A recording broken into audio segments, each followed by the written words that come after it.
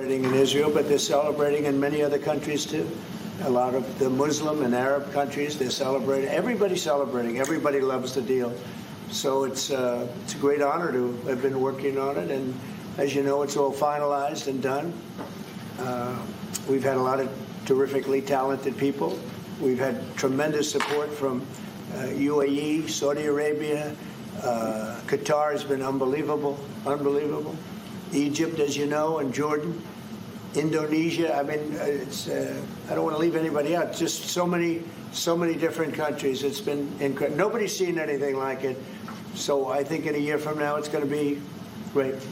I think it's going to be. How do you rate your chances of winning the Nobel Peace Prize tomorrow? Well, I don't know. Look, I made 7 deals, and now it's 8.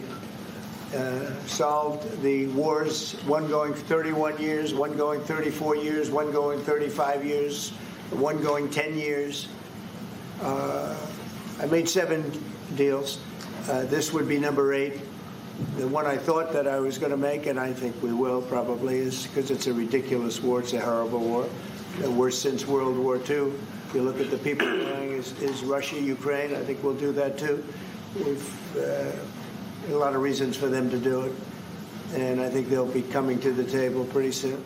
But this is the biggest of them all. This is a big one. Although I think India and Pakistan is very big. 2 nuclear nations. I made that. I did that based on trade and because of the tariffs. If we didn't have tariffs, you wouldn't have been able to do it. But I said, if you guys are going to fight, I'm putting 100% tariffs on each of you.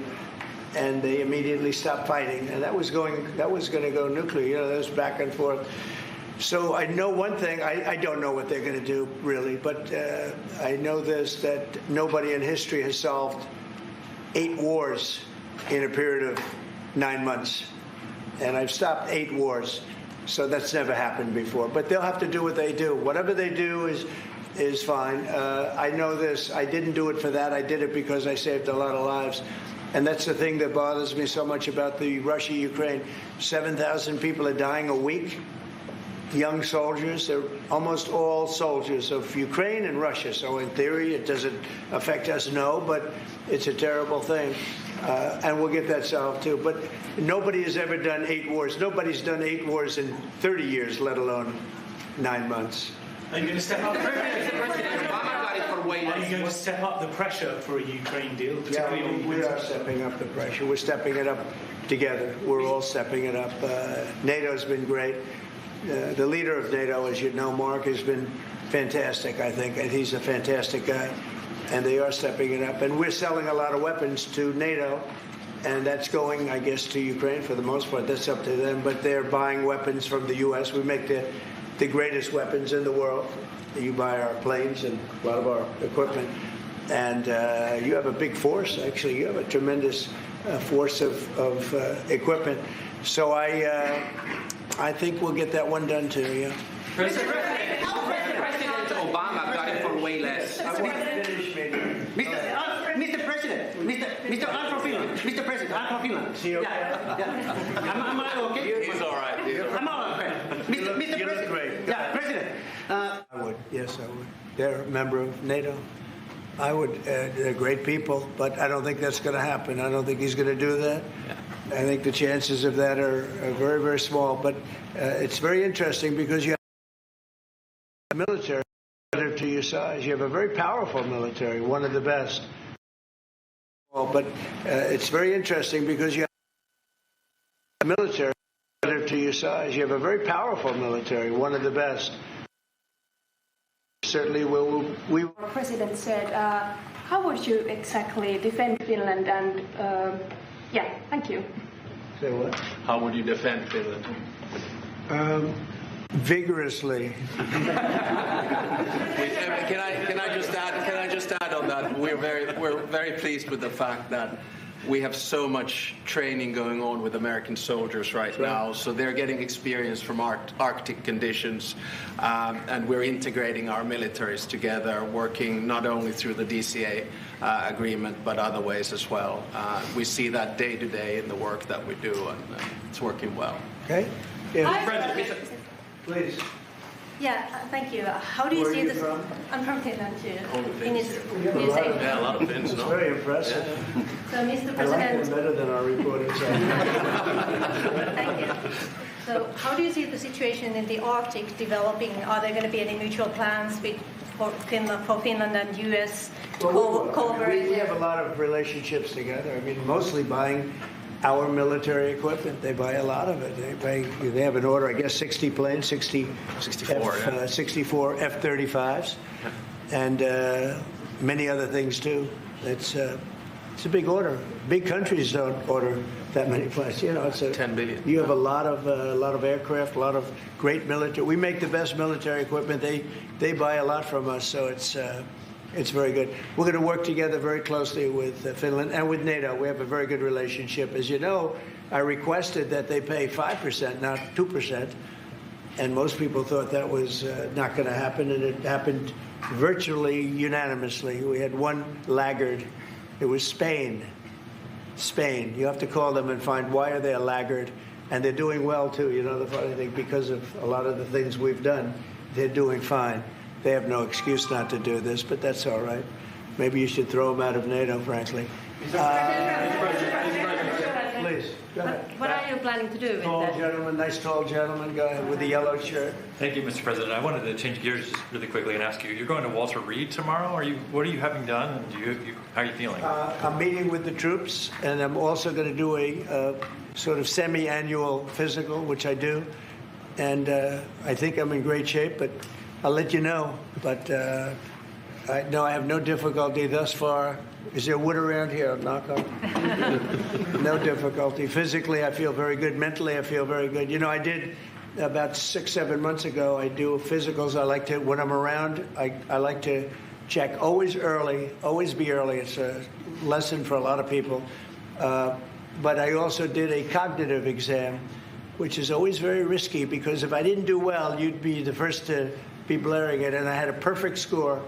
And one of the doctors said he's almost never seen a perfect score. I had a perfect score. I got the highest score. And that made me feel good. When they asked, would I like to do one? I said, yeah. I said, did Obama do it? No. Did Bush do it? No. Did Biden do it? I definitely did. Biden wouldn't have gotten the first 3 questions right. No, Biden didn't do it. Biden should have done it. I'm actually a person that believes that if you're president, you should do a cognitive exam. But last time I took a cognitive exam, and it was a perfect score. The doctors announced it. And by the way, not the easiest test. The first few questions are pretty easy. Once you get into the middle, it gets a little trickier. And there aren't a lot of people in this room that would get every single question right, I can guarantee you. You're putting me in a difficult spot now. Next question. Mr. President, Barack got the Nobel Peace Prize for way less than you did, and President Obama got the Nobel Peace Prize He for got a way prize less. for doing nothing. Exactly. Obama got a prize. He didn't even know what he got. He got elected, and they gave it to Obama for doing absolutely nothing but destroying our country. No, he was not a good president. The worst president was Sleepy Joe Biden, but Obama was not a good president. Are you going to do something with the They gave Hezbollah? him a prize. How many months after he won the election, then they gave him the Peace Prize, right? It was right after he was elected. Are you going to take My election was a much more important election. Now that you're fixing the situation between Hamas and Israel, are you going to be taking care of the Hezbollah or the Lebanese armed forces to take We're care of looking at that. Yeah, we'll be able to do that. That will be. It's a smaller part of the puzzle, but very important part. They have a great new ambassador that I appointed, Michelle. Great new ambassador. So yeah, please. You said that the hostages will be released on Monday or Tuesday. What's your strict deadline? When do they have to get released? Well, and how I do you think make it's going to be sure Monday or party- Tuesday. It's going to be around that time. Yeah, they're working on it very hard. Tuesday after They're in very diverse parts of the earth. Okay, they're very, very diverse. Actually, it's. I think they're going to come through. I'd be surprised if they didn't. I think it'll happen. Thank you, sir.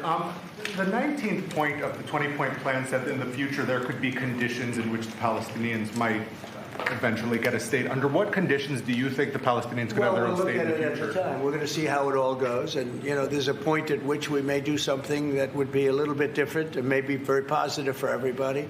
But we'll be looking at that at the time. Mr. President. I think we'll get to that. I think we'll get to that period, too. Yeah, please. Mr. President. Yeah, please, Glass. Thank you.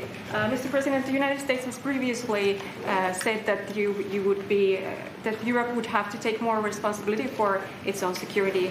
Are you or the U.S. planning to withdraw some of the U.S. forces from the European soil?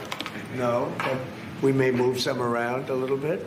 I'd ask you that question, Pete. Go ahead. I think that's right, Mr. President. We're very much heartened by your leadership to get NATO to rise up to 5%, which means they can take primary responsibility for defense of the continent. But that doesn't mean America is abandoning NATO in Europe. But we could look at where our troops are postured, what makes the most sense for America and our NATO allies. We have a lot of troops in Europe, as you know, a lot. And we can move them around a little bit. But no, basically we'll be pretty much set. Go ahead. What's the second? My second question would be, are you planning to impose more sanctions on Russia at this point? I might. Yeah, I might. Mr. President, your 20-point plan says we will encourage people to stay.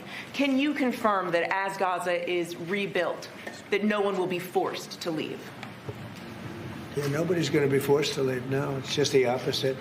This is a great plan. This is a great peace plan. This is a plan that was supported by everybody. I mean, as I said, they're dancing in the streets of many, many countries right now. It's amazing. I've never seen anything like it. No, we're not looking to do that at all. And also, President, how soon do you think that we can see a full withdrawal? Mr. President, can you cut through the politics on the shutdown? We had another failed vote today. Can you speak to our viewers from Orlando to Sacramento? What's your message to some of these families tonight facing missed paychecks, potential layoffs, and missed benefits due to the shutdown? Yeah, I blame the Democrats. They ought to call their local Democrat representative, whether it's a senator or a congressman, and it's their fault. I mean, they admit it, it's their fault. They campaigned on the fact that they'd never shut down the country, but they want to shut it down. And, we have the greatest economy. We're the hottest country in the world right now. I think you'd admit that. The hottest country. We went from a dead country a year ago to the hottest country in the world. So I think they probably don't like that. But we're doing great. I mean, we're doing great. I would say my message is call your local representative, congressman or senator, and tell them to get on the ball. The Democrats have caused this problem. Can I ask one more Congressman Yeah, Randy please. Fine? Thank you, Mr. President. Where are you from? I'm from Finland. It's so nice. Uh-oh. Here we go. Here we go with a killer question. I would like to circle back to the icebreaker deal. So Finland and the U.S. are strengthening their economic partnership through the deal. What other areas of cooperation with Finland do you see as possible at this moment? Good question. We're going to be talking about that in a little while. We're going into the next door room, commonly known as the cabinet room, beautiful room, and we're going to be discussing that. But we'll be doing other things. It's a wonderful country with wonderful people. We've had a long-term relationship, but it's never been as close as it is now. We'll be doing other things. Go ahead. We've been talking about a lot with the president. I mean, the two specific fields where I think Finland has strength. One is quantum and quantum computing, and we know that is basically what gives food for thought for artificial intelligence. That's very important. The second one is actually networks. And you know that there are two sort of safe and trustworthy Western networks right now. One of them is Nokia, and the other one is Ericsson. And actually 70% of all broadband in the United States is Nokia. So one of the things that we could work on together is creating the 6G space through networks. And Nokia has 7,000 people working here in the United States and an American CEO. Okay, anybody else? Mr. President. What is the international stabilization force that's going to deploy to Gaza? What is that going to look like? To be determined, really, I think there's going to be a large group of people determining what it will be, and a group of people funding it that are very rich countries are going to be funding it. People want to see this work. It's going to work. It's absolutely going to work. And it starts, it's already started. We've signed, as you know. Everybody's agreed. I think Monday is going to be a very big day, Monday, Tuesday, but it's going to be, depending on where you are, It's going to be a very big day. I think it's going to be a day of great celebration. I've never seen anything like it. The streets of so many countries right now, they're just roaring with love and with praise for the people that did this. And these are countries that did this. The whole world came together for this, even Iran. And I really thank them for it. Iran came out and said this is a good thing. This is a very good thing. So it was terrific. It's been a terrific experience for me. Thank you very much, everybody.